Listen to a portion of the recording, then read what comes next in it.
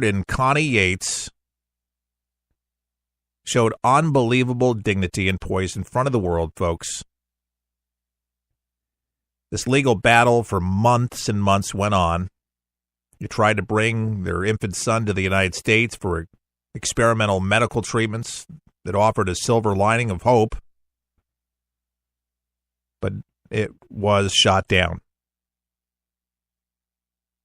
Gard and Yates expected today to register Charlie's death, according to the Sun today. They said, "We should be planning Charlie's first birthday, but instead we're planning his funeral," Yates told this site. The family spokesperson, Allison Smith Squires, said that the parents haven't finalized funeral arrangements, but have decided Charlie will be buried with his fellow toy monkeys. And on Friday, Yates said in a statement, "Our beautiful little boy is gone. We're so proud of him." Charlie was described as being born perfectly healthy at birth, but was admitted to the hospital months later.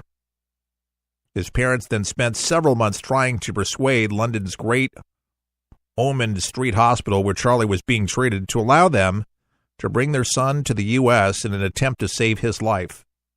But Charlie's doctors opposed the idea despite support from international leaders, including President Trump and Pope Francis. The doctors said that they believed the trip and treatment would cause Charlie more pain. It argued instead to switch off the child's life support to allow him to die peacefully. They later said it was Gard and Yates' rights to hear all possible ways to help their child. Another sad story where you get the state to make these life and death choices for a human being. It became a ward of the state where they made decisions so their own parents couldn't make the decision for their child, for their little infant child. Pope Francis said that I entrust this little Charlie to the Father and pray for his parents and all those who loved him. What a beautiful prayer. There's another life gone. Terry Schindler-Schiavo, little Charlie Gard. And what was different about the two stories, unlike the Terry Schindler-Schiavo deal where the husband made the decision because there wasn't any will. Little Charlie Gard wasn't even quite a year old, so the parents were the guardians, legal guardians, could make the decision but couldn't. And many people say there in the UK, if it was in another hospital where they had more money and they weren't poor, they just did not have a lot of money. They were able to raise money to get him to the United States and even treatment over here with a 20% chance of recovery. It was first at 10, then the doctor said it would be 20%. But to me, if you're a parent, I've said this all along, 10%, 20%, whatever the chances might be, it's more than just shutting off the life support and letting him die. You'd do anything to try to treat your kid so they can live. Folks, there's nothing dignified by just letting them just die, especially when treatment was to be given in the United States by some of the finest doctors in medicine. Sometimes medicine doctors, admittedly, can't do anything when it's your time. I know this. But a newborn child, sometimes medicines work. And remember Dr. Luke in the Bible? He was a physician. God uses doctors, and he uses medicine sometimes.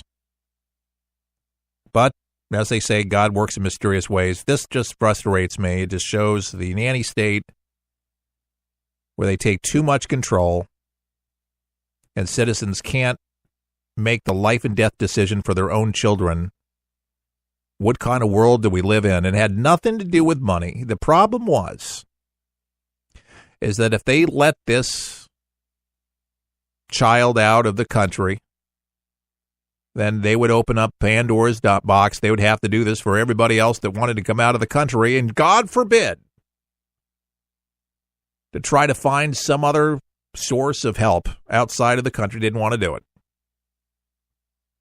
And it had a lot to do with it. It wasn't just that they really had the best interest in mind of Charlie Gard because he was going to feel some kind of pain. That was a load of malarkey. That was some BS. But I believe that those folks over there in government, they have Charlie Gard's blood on their hands.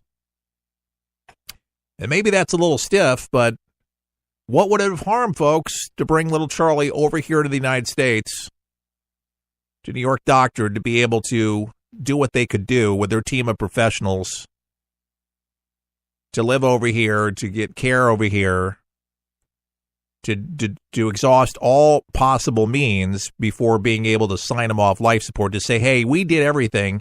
And as parents, isn't that what you want to do, to say we did everything we could do to save our child? And maybe you're not a parent, but if you can understand the life and death concept, that life is a gift and we should value it and we should honor it. And unfortunately, life is not all that important to a lot of people on this planet. Believe it or not, they enjoy life and the benefits of it, but they don't appreciate it. And I think above anything else, if you don't have a moral understanding that you weren't created in anybody else's image except that of God, and you weren't a monkey or in a pool of amoebas, that your life was value, then you're not going to value life itself. And so it's understandable, because they are faithless, seemingly. They don't have faith, and if you don't, then everything else really has no real meaning. And so it's really nothing. And when you don't value life, folks, and you don't put life first, this is what you get. You get people thinking that they're doing the right thing, like Dr. Kevorkian. Thought he was ministering some terrific things. And by the way, the death business, hospice, boy, that's big money there. Now, I am not raking over the coals people that work at hospice, because I think that there are people that work for hospice that have tough jobs, that have to, give the death shots, and to see people pass away, and they feel like they're doing the most humane thing because a lot of people are terminally ill, and they're just trying to make the end of life comfortable. What is wondered in a lot of places in our country is if that's not expedited, and if all has been exhausted. And it's believed by many people that are in the natural, healing, non-pharma, or there's natural antidotes and such, which there's a lot of new evidence showing that a lot of these ailments can be cured.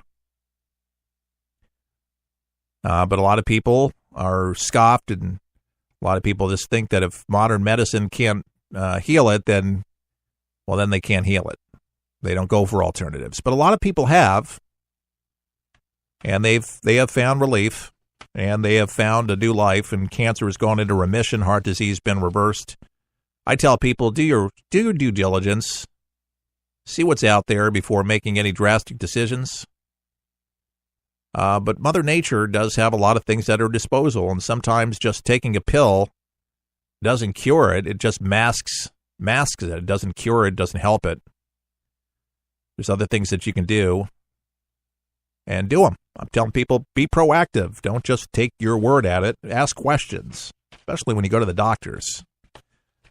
But if they subscribe healthier eating, more exercise, to reverse some of these things that you have right now, you better believe you should do them. Because I'm a firm believer, and one of those believers, that exercise is the fountain of youth. It does help you immeasurably. So do it. All right, here, we've talked about this before, but we're going to talk about it a little bit more because it's back in the news again. That California conservatives, and we do have California listeners, But plenty of conservatives are just getting tired of the leftist lunacy in California. Chabot, a 43-year-old Republican, a native of Southern California, in recent years is becoming increasingly frustrated with what he calls and says as liberals shift in his home state and the effects that it's having on his family life. Now, after 2 failed congressional runs, Chabot decided that it was time to bail on the Golden State and move to the Lone Star State, specifically Collin County in North Texas, where he's gone out, and this has been getting a lot of media play. Chabot and his wife, Brenda, and their 4 children arrived in McKinney, a town about 30 miles north of Dallas. They realized that as many as 168,000 plus residents of the town had pulled up their own routes in California and headed to the Lone Star State. That gave Chabot an idea. Says, we're not pioneers. We're probably actually late in the game when it comes to moving to Texas, Chabot said. But we decided to make a business out of it. So, Paul Chabot and Brenda and his 3 children near the home of McKinney, Texas. They're building a business. Conservative move aims to help Republicans living in blue states follow the Chabot family lead and move to a state more aligned with their conservative ethics and ideals. Chabot's company helps set up homeowners in the blue states with conservative realtors to set their properties up, find a new home in Texas. But his company doesn't just help conservatives leave blue states. The critical aspect of the company is helping people find a good-paying job. Chabot said there are now lots of big businesses moving to Texas. And I have a brother that lives in Dallas, and I have a nephew that lives with his wife and his children there and have a thriving business. I got to tell you, folks, Texas is pretty amazing and pretty beautiful. So if you're out in California and you're tired of the lunacy of these left-leaning liberals that are just imploding around you and literally make no sense whatsoever, you can bail out. You can get out. He's just saying California is no longer the representation of the American dream. He said California has fallen morally on so many levels. California and Texas, the country's 2 most populous states and the 6th and 10th largest economies in the world, respectively, have for decades offered 2 opposing views of the United States. Lawmakers in Sacramento and Democratic Governor Jerry Brown believe that higher taxes help fund public universities and a slew of social services in the state. Well, Texas legislators and Republican Governor Greg Abbott believe that lower taxes and fewer regulations free residents to reach their full potential. And the 2 states have also taken vastly different stances on pressing issues ranging from immigration to LGBT rights. So Abbott in May signed a bill prohibiting the state's cities and counties from enhancing so-called sanctuary laws that prevent local law enforcement officials from inquiring about immigrant status and anyone they need in California. However, a federal judge in San Francisco refused to reverse an injunction against President Trump's executive order that sought to slash funding in cities that limit cooperation with federal immigration officials. So these 2 differences between the 2 states, however, may not be as great as some argue. And the reason being is they go on to say Texas added 266,000 jobs, 266,600 jobs last year. California added 242,600 jobs, and both dropped unemployment to just under 5%.